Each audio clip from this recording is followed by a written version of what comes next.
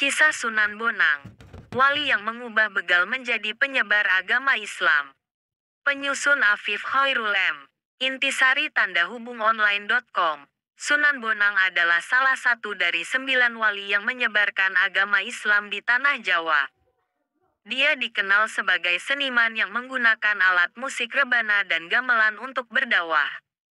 Sunan Bonang adalah putra dari Sunan Ampel, salah satu wali pertama yang datang ke Jawa. Dia lahir di Ampel Denta, Surabaya pada tahun 1465 Masehi. Nama aslinya adalah Raden Maulana Makdum Ibrahim. Dia mendapat julukan Bonang karena dia gemar memainkan alat musik rebana dan gamelan yang terbuat dari bonang, sejenis gong kecil. Sunan Bonang belajar agama Islam dari ayahnya dan beberapa ulama terkemuka di Jawa dan luar negeri.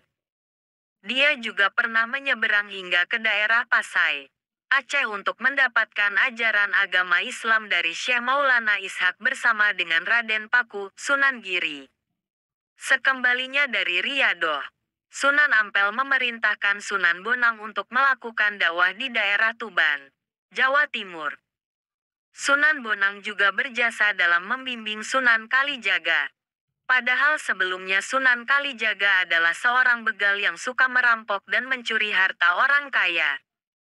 Kisah pertobatan Sunan Kalijaga dimulai ketika dia bertemu dengan Sunan Bonang di hutan Jatiwangi, Lasem, Rembang. Sunan Kalijaga yang bernama asli Raden Said melihat Sunan Bonang membawa tongkat berdaun emas dan berniat merampasnya. Namun, Sunan Bonang tidak mau menyerahkan tongkatnya dan malah menasehati Raden Said bahwa tujuannya membegal untuk menolong orang miskin adalah jalan yang salah. Sunan Bonang kemudian memamerkan kesaktiannya dengan mengubah buah kolang-kaling menjadi emas dan memberikannya kepada Raden Said. Raden Said terperangah dan meminta maaf kepada Sunan Bonang. Dia kemudian memohon untuk menjadi muridnya dan belajar ilmu kesejatian. Sunan Bonang mengabulkan permintaannya dengan syarat dia harus bersemedi di tepi sungai sampai dia kembali.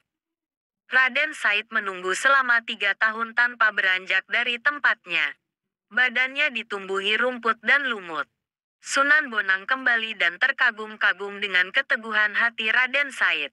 Dia kemudian memberinya nama Kalijaga, yang artinya penjaga kali. Sunan Kalijaga lalu berguru kepada Sunan Bonang dan beberapa wali lainnya seperti Sunan Ampel dan Sunan Giri. Sunan Kalijaga menjadi salah satu wali yang paling populer di kalangan rakyat karena cara dakwahnya yang mudah diterima dan sesuai dengan budaya lokal. Dia menggunakan wayang, tembang, dan seni rupa untuk menyampaikan ajaran Islam. Dia juga toleran terhadap agama lain dan menghormati tradisi-tradisi yang tidak bertentangan dengan Islam. Sunan Bonang dan Sunan Kalijaga adalah 2 sosok wali yang memiliki peranan penting dalam sejarah penyebaran Islam di Indonesia. Mereka menunjukkan bahwa Islam adalah agama yang rahmatan lil alamin, yaitu rahmat bagi seluruh alam.